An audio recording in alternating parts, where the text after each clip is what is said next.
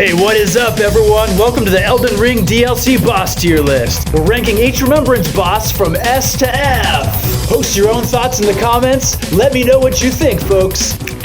Divine Beast Dancing Lion. Like and subscribe to follow me on my journey through the Land of Shadows and get my tier list ranking as I encounter each boss. As the first Remembrance boss I encountered in my playthrough, the DBDL had big shoes to fill. Sitting around Shadow Tree level 3 and hearing the horror stories of the DLC's difficulty had me on edge. But I am no stranger to edging, ladies and gentlemen, and within 10 tries, we had this dancing fool calling for an ambulance. An ambulance!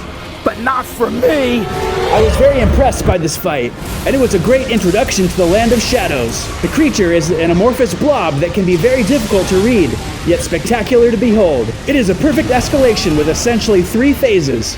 The final phase, switching elements nearly every attack, is exhilarating. This boss is an S. It's difficult to make a boss that's so confusing, so fun. Yet this dancing lion has stomped his way into our hearts. Aesthetic perfection, great OST, and it's just so freaking interesting. Relana, Twin Moon Knight. The second Remembrance boss I encountered during my DLC playthrough. And this one I got through somehow even faster than the last. While Renala is the crazy sister, Relana, the Twin Moon Knight, is the kind you put a ring on. You gotta give him that hot and spit on that thing. This eloquent knight dances around relentlessly, slapping your taint when you least expect it. I was around Shadow Tree level 4 when attempting this fight, and got it within just a few tries. This fight, like Slave Knight Gale, is remarkably intuitive, and I felt like I immediately had a grasp on what was going on. Like Melania, but without the irritating mechanics, and Lady Maria, but with glintstone phalanxes. This boss is very good. I'm gonna give it a high A. I would put her right behind Lady Maria, as the phalanxes really don't add to the combat, and I still prefer Lady Maria as the best of the bad girl boss archetype. Putrescent Knight. Trembling hands, uncontrollable jaw movements, the meat sweats. The meat sweat. These are all signs of someone in the trenches with a putrescent knight. Seriously, who thought giving second phase Orphan of Kos a pony was a good idea? The putrescent knight trots around with his placenta blade held high in an unnerving stance as if always mid-strike. His attacks are wild and none follow the same rhythm as the last. He rises from the sludge, casting ghost fire in waves all around the arena. These thankfully can be jumped, just like fire in real life. After hearing all the hate this boss was getting, I was really expecting to go through it. This boss felt pretty on par difficulty-wise with the Divine Beast, and I actually never felt frustrated in my 10 to 15 attempts fighting him. I actually had fun. This guy is a lower A. Perhaps my playstyle of medium shield, misericord, and medium rolls made this more manageable. Mesmer the Impaler and the Based Serpent. Hailing from a humble Slovakian town west of Liurnia known as Germany, Mesmer is one poorly timed Hitler joke away from being my favorite boss in Elden Ring. This boss is madness personified. He is quicker than Malekith, minus destined death and a sense of dignity. Like most Red Lobster waiters, he is surprisingly aggressive and won't give you any time to heal. You are gonna have to make it yourself. Second phase hits Long and hard. as Mesmer removes the only thing holding him back. With thrice the serpent and none of the eye, Mesmer now transforms back and forward seamlessly into the abyssal serpent, throwing gargantuan snake strikes the player's way before coiling back into himself. The coolest thing about this phase is he can still take damage while in serpent form. It's the first time in a FromSoft game I can think of where you are fighting a true shapeshifter. Mesmer took me about 15 tries to get down, a bit more than the Dancing Lion. This guy is an S, a FromSoft great.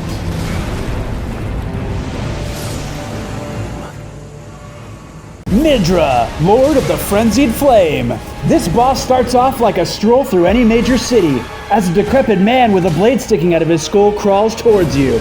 I should have known something was off when the old man pulled his own head off though. Tell me Midra's intro isn't shocking the first time you see it. Midra falls into the same category as Mog for me.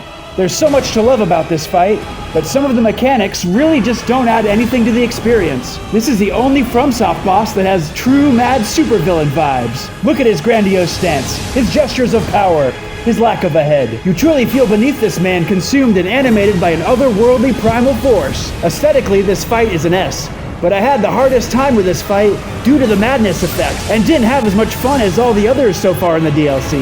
I will give it a B. Shadow Tree Avatar. Shadow Tree Avatar! Use Solar Beam! Thankfully, there is only one of these, unlike the many avatars of the Erd Tree. This giant 3-stage boss attacks mechanically, its creepy sunflower head fixed on the player as its body swings in robotic attack. The Shadow Tree Avatar reminds me of a classic Dark Souls boss, mostly in the way it isn't constantly attacking. This boss I was able to take out first try in my playthrough. I didn't have time to grasp its attacks, but I think I was able to put enough pressure on it with my Death's Poker to outdamage it. This boss feels like a nice break from the rest of the game, sort of in the same way chewing with your mouth open feels. I will give the Shadow Tree Avatar an A. It's a really awesome fight that isn't too tough and carries a much different rhythm than the rest of the DLC. Commander Gaius! I hope you are ready, because fighting this bull-riding degenerate feels a lot like competing in a hot dog eating contest. At the eating contest, as Joey Chestnut may have killed It's a whole lot of meat in motion, baby. Commander Gaius is an old rival of General Radahn himself. He even has a similar M. Bison Psycho Crusher move in his arsenal. Gravity magic and constant pressure are the main things to contend with in this battle. Beware his Gallop, one of the most deceptive attacks in the game. It hits hard and doesn't look like an attack at all. Many people give this boss a low score, and I'll admit it's probably the lowest ranking boss I have done so far in the DLC, but I was able to get him on my second try. Having minor blocking options helps remove many of the uncertain elements of this boss, like when to roll his freaking slow charge move. I, however, don't dislike this fight at all. It's a B. Romina, Saint of the Bud. Speaking of Bud, can anyone help a brother out and post in the comments which Bloodborne OST this boss's song sounds like? It's been a while since we've seen one of Quaylag's sisters in a FromSoft game, but this time our ASMR VTuber is a Scarlet Rot Centipede. I swear, I was not able to get Romina's timing down for the life of me. I would dodge right into the first attack and catch the bizarre follow-up swings she would always throw next. Scarlet Rot buildup is always a factor, and if you get caught in her devastating grapple move, she will pin you down and pump you full of it. This boss spends a surprising amount of time in the air, which means you will have to wait and chase her down. Every DLC boss so far has been good, and I would put Romina right at the tail of the pack in a B ranking. It isn't a bad fight, just probably the least enjoyable one so far. I died more on this fight than I would like to admit. Metir, Mother of Fingers. Imagine having this as your nickname when hanging out with the boys. Ever wonder why there are so many damn fingers around the lands between?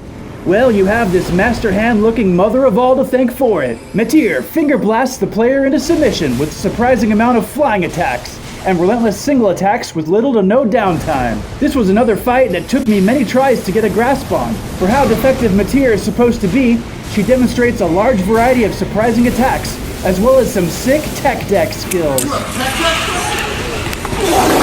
arena and atmosphere is spot on, but the boss itself has a really irritating rhythm to fight. This boss is my least favorite of the DLC so far. Metir puts the C in DLC. It's like a better version of Astel.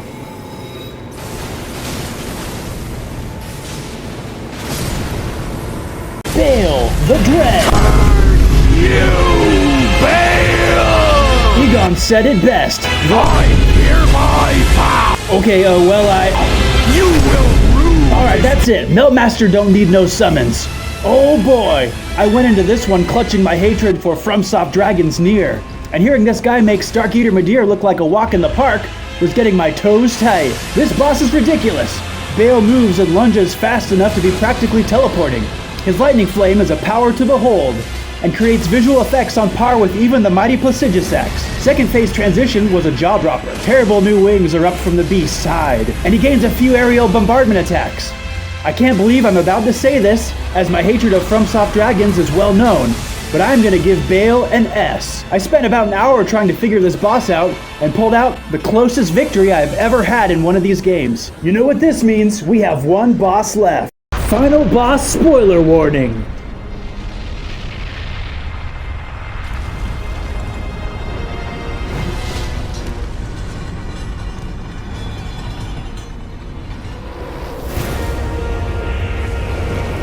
Promised Consort Radahn. Oh yeah, tell me this boss isn't peak meat. So this is the boss that's been causing all the fuss. Well, old Meltmaster is here to settle this once and for all. Radahn returns in his prime for the ultimate showdown. If this fight was just the first phase with a more reasonable escalation into the second phase, it could have possibly snatched the highest S tier ranking away from my favorite FromSoft boss. But like Radagon and the Elden Beast, the second phase robs it of greatness. Perhaps if the boss went more the direction of Lothric in Dark Souls 3, this would have been perfect. This boss had serious high S potential, but when faced with its second phase mechanics, I can only give it a D. A fight I am relieved to be done with, and not looking forward to doing again. Hey guys, thank you so much for tuning in. I hope you all enjoyed it. Let me know what you think. Let me know where you think I'm crazy. And we'll see you guys in the next video.